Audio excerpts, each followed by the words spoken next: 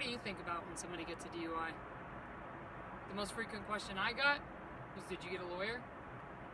At first, that's all I wanted was out.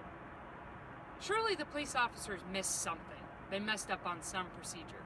Or better yet, they would recognize my heart, my passion, my love for teaching. All I wanted was out. Fast forward 6 months. Standing in front of the judge, listening to my sentencing. Tears rolling down my face because I wasn't willing to pay the consequence I was getting. I wasn't going to be able to coach again. As the judge kept reading my sentence, all of a sudden peace overcame my heart, and the whole room paused for a second. The last 6 months of my life replayed. Never in my mind did I dream one choice, one $20 cab ride I didn't take would cost me my career and life opportunities. Patience was definitely the first thing that I had to learn, because the first 26 years of my life, independent was an understatement. On to the next party, life of the party, might go to 6 parties. I loved living life in the fast lane. My grandpa picked me up for 60 days in a row at 1:30 a.m. and took me to work. He then would pick me up at 6 a.m. 2 or 3 times a week and take me to UAs. I would ride my bike 5 miles to my mom's house so I could vent about all this DUI shit, screaming, weeping, sometimes mad laughing. I couldn't believe it. One choice put me in this situation. And this whole time I thought all my friends would be there along the way. What friends? There was a couple that were there for every step. And there was a few that prayed for me, and I knew that in my heart. But my mom, my second dad, and my grandma and my grandpa, they got me through. The hardest part about this kind of situation is that everybody else's life goes on. Yours doesn't. Mine didn't. It comes to a complete halt as you know it. You don't want to see anybody. You don't want anybody to see you. Because really, all the probation meetings, tests, classes, court dates, thousands of dollars, you haven't quite accepted that that is your reality at this point. 1 year later, people see you and they're like, wow, where have you been? You look so good. You've changed so much. Yeah, no shit. Brings a smile to my face every time because they act like it's overnight success. Little do they know, you spent nights on end on your knees praying for some answers, for some tools, for some sort of direction, to know what the hell to do with the next 2 years of your life. How to follow all these rules and be under somebody else's thumb 24/7. For 6 months, I prayed and prayed and prayed. Half the time, I didn't even know what I was praying for. I didn't even know what I was praying about, but I was praying because I needed some support.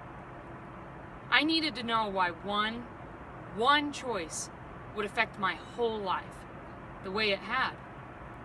And you know that God works in mysterious ways, you have everything you need, all those cliche sayings. I never realized it until I was standing in that courtroom and the judge asked me, do you have anything to say? And I stood up and I said, yes, Your Honor. Thank you for the opportunity. I went on to explain to him my love for coaching and my passion about life and how incredibly sorry I was for anybody that I put in danger that night while I was on the road driving intoxicated. I was so sorry to my family and my friends because I knew how disappointed they were. But most of all, I was so sorry to myself because as disappointed as everybody else was, nobody would ever know how ruthless those first 6 months were in my own head. As the judge read off my sentencing, I didn't care much about the 2 years of lifestyle changes, the classes, probation meetings, court dates, thousands of dollars. But the instant, immediate withheld judgment with compliance rolled off his tongue, I knew that that's exactly where I was supposed to be. This was happening. These 2 years were being set aside for me because I had asked for some tools to help me become exactly who I was supposed to be. A year ago from now, I was at a completely different level of mind, body, and spirit. My self-worth was different. My outlook on life was different. I learned that no matter what, everything is what you make it. Most people in this situation would probably say, why me? Why did I get caught? And you know what? I chose why not me. Because I'm going to be able to make a difference in some of your lives. Let's talk about self-worth. I'm talking about the kind that is deep, deep inside, but you wear it on your sleeve.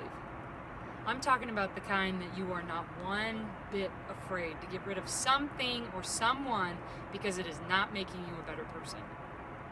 I got raw, and I got raw quick.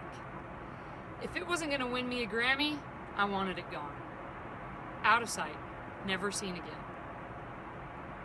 I want to stand for self-worth. I want to stand for self-worth in the most uncomfortable and unopportune times.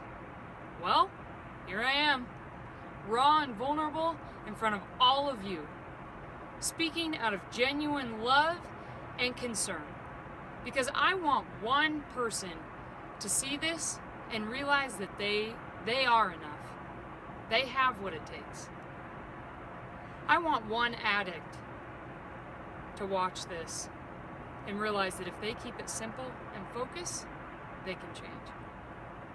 I want one mother to watch this that is dealing with the child going through a similar situation and realize that all she has to do is be there with love and open arms, because trust me, we're plenty hard on ourselves. Now listen, a lot can change in a year, or not.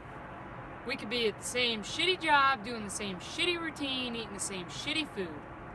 Or we can dig just a little bit deeper and find what we are passionate about. Take those little tiny daily habits and change them. Just little tiny efforts every day that turn into habits, and 1 year later, you have a lifestyle. You have a lifestyle of habits that you made. I'm living proof. 1 year ago today, August 27th, I started changing my daily habits, and now I'm living a lifestyle I didn't even know was possible. Not just the drinking and partying and dreaming and drinking. How about going to the gym every day? Eating healthy because you love your body, not because you hate it. Now, I'm not exactly sure what my purpose is, and maybe you don't either. But I'll tell you one thing, is I'm not going to go through all the shit that I went through in the last year and not let it affect each and every one of your lives in some way. The one thing I've learned is that love is the only constant. Everything else is an illusion. Love heals everything.